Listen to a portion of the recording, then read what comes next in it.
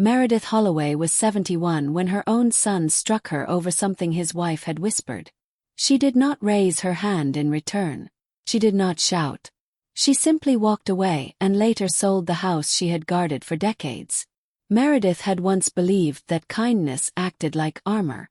If I stay gentle, no one will hurt me, she often thought. But life taught her otherwise, slowly and painfully. Still, she never told her story for pity. Instead, she wondered if another woman out there sat in a quiet kitchen, holding on to a love that no longer felt safe. And if so, Meredith wanted her to listen. She remembered the day Brianna, her daughter-in-law, arrived with that unsettling smile. "Good afternoon, Meredith," Brianna said sweetly, smoothing her beige scarf as she took a seat at the kitchen table. Meredith noticed how her eyes lingered on the cupboards. "You always keep this place so neat," Brianna added. Meredith nodded politely. "Old habits," she murmured, placing 2 cups of tea down. The silence felt heavier than usual. The air carried the scent of cinnamon and unease. Meredith could sense it. Something was about to change, though no one spoke it aloud. "Have you ever thought of adding Trent's name to the house deed?" Brianna finally asked, folding her hands carefully. Meredith paused. "Why would I do that?" she replied quietly. Brianna laughed softly. "Oh, just to make things easier in the future. You know, in case anything happens." Meredith gave a small nod but said nothing more. Inside, her heart tightened. After Brianna left, Meredith wrote in her small notebook, just as she always did when something felt wrong. Smiled too long. Spoke like someone planning, not caring. The next day, Trent appeared without knocking. He no longer had the hesitant warmth of the boy she raised. "Did Brianna talk to you?" he asked, his eyes avoiding hers. "She mentioned the house," Meredith answered calmly. Trent sighed. "We just want clarity, Mom. Something simple." Meredith swallowed but said nothing. After he left, she stared at the photograph of her late husband Thomas on the mantel. "I feel something shifting," she whispered.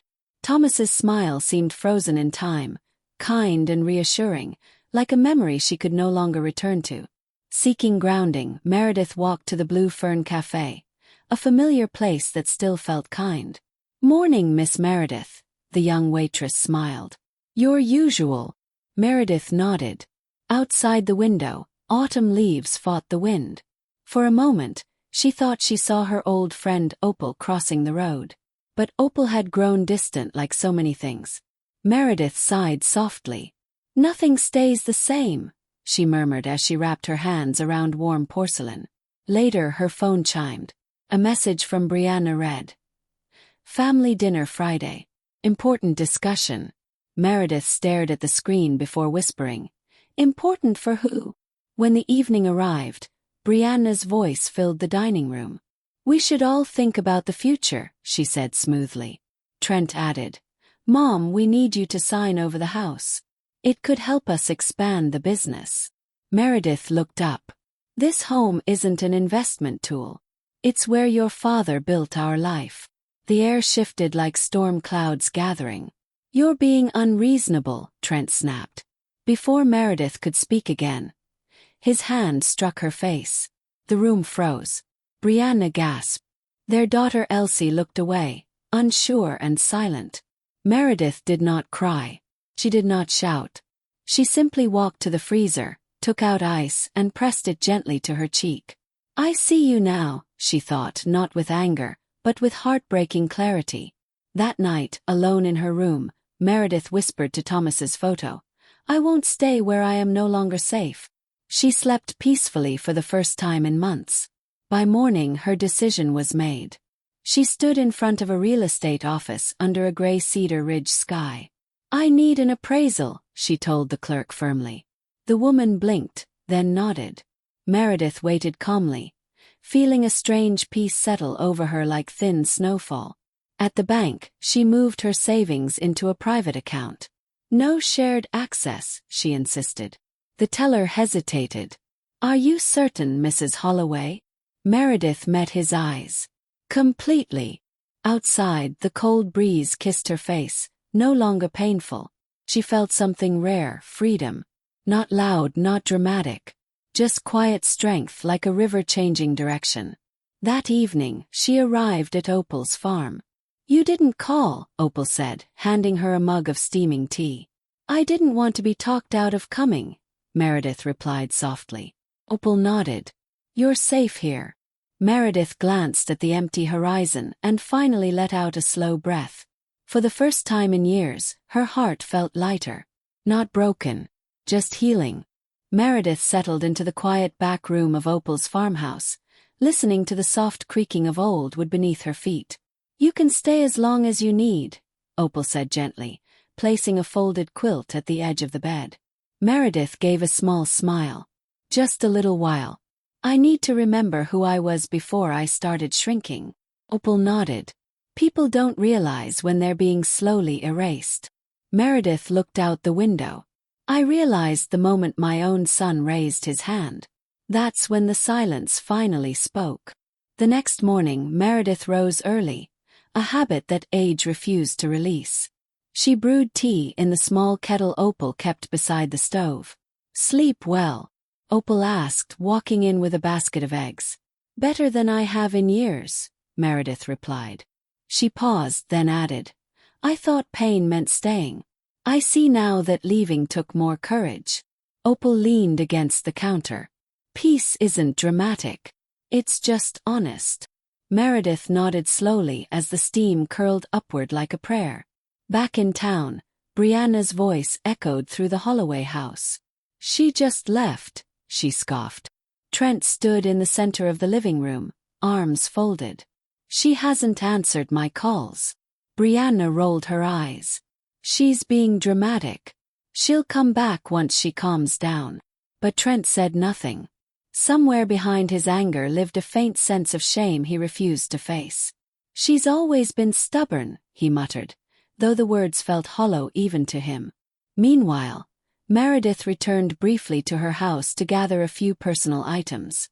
She moved slowly, touching the backs of chairs, the faded curtains, the old piano she never learned to play. "Goodbye," she whispered softly to the empty space. Her voice did not tremble. At the door, she paused and glanced back once more. "You held my life," she said quietly. "Now you must let me live what remains of it." Later that week, Meredith met with Arthur Cole, the real estate agent assigned to manage the sale. "This property will attract fast buyers," he said confidently. "Are you sure about this decision?" Meredith straightened. "I've never been more certain of anything." Arthur nodded. "Some people sell when they're desperate. Others sell when they're finally free." Meredith smiled faintly. "Then write that I sold for freedom." At Opel's kitchen table, Meredith shared the news. "The house will be sold within days," she said calmly. Opel raised an eyebrow. "And your son?" Meredith lowered her gaze. "He stopped being my shelter the moment he became my storm." Opel sighed. "You've carried too much alone." Meredith reached for her hand. "I don't intend to carry it anymore." That night, her phone rang. Trent's name flashed across the screen. She let it ring twice before answering. "Mom." His voice cracked. "Why didn't you say anything?" Meredith sat quietly. "I said everything with my silence, Trent. You just never learned how to hear it." He hesitated. "I lost my temper." Meredith exhaled slowly. "You lost your respect. And I lost my home inside your heart." The line went quiet. Then Trent whispered, "I never meant to hurt you." Meredith closed her eyes. "But you did. And some bruises don't fade from the skin. They settle in the soul." She ended the call gently, not angrily. Opel watched from across the room. "Are you okay?" she asked. Meredith nodded. "I will be. I'm choosing myself for the first time." The morning the sale finalized, Meredith wore Thomas's old silver brooch against her coat. The sky was pale but calm. Arthur shook her hand. "You're officially released from the deed, Mrs. Holloway." Meredith gave a small, steady smile. "Then I suppose I begin again today." He watched her leave with quiet respect, as if witnessing something sacred. As she returned to the farmhouse, the wind brushed her face like a blessing. Opel opened the door. "It's done, isn't it?" she asked. Meredith nodded. "Yes. And it didn't break me like I thought it would." Opel smiled softly. Meredith stepped inside and whispered, "For the first time in 71 years, I don't feel owned. I feel free." Meredith spent the next days helping Opel tend the small vegetable garden behind the farmhouse. "It feels strange," Meredith said one afternoon while trimming basil leaves. "I've never lived anywhere that wasn't mine." Opel smiled gently. "Ownership isn't the same as belonging. You can belong anywhere peace finds you." Meredith looked up at the soft sky. "Then maybe peace found me here." Opel nodded. "Or maybe you finally let it." In town, rumors spread quietly. Some neighbors spoke in hushed voices. "Did you hear Meredith sold her house?" One woman whispered outside the bakery. "At her age," another replied. But no one truly understood what had happened inside those walls. They only sensed the tremor without knowing the earthquake. Meredith didn't care.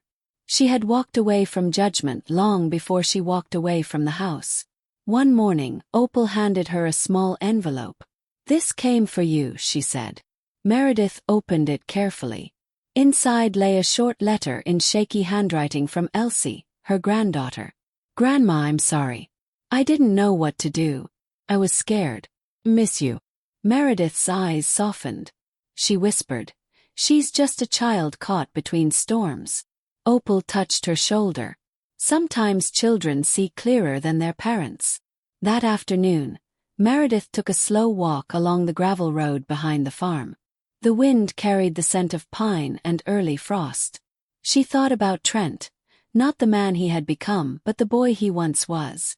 She whispered into the cold air, "I raised you to know love, not to fear losing it." The wind shifted as if carrying her words away. She didn't expect him to hear them. She only needed her own heart to listen. When she returned, Opel was waiting by the porch with 2 cups of hot cocoa. "You look like you've walked through memories," she joked. Meredith smiled gently. Some memories needed walking through to reach the other side. Opel handed her a cup. "To new beginnings." Meredith lifted her drink. "To endings that save us." Later that week, Trent arrived at the farm unannounced. Opel spotted his car first. "Are you ready to see him?" she asked.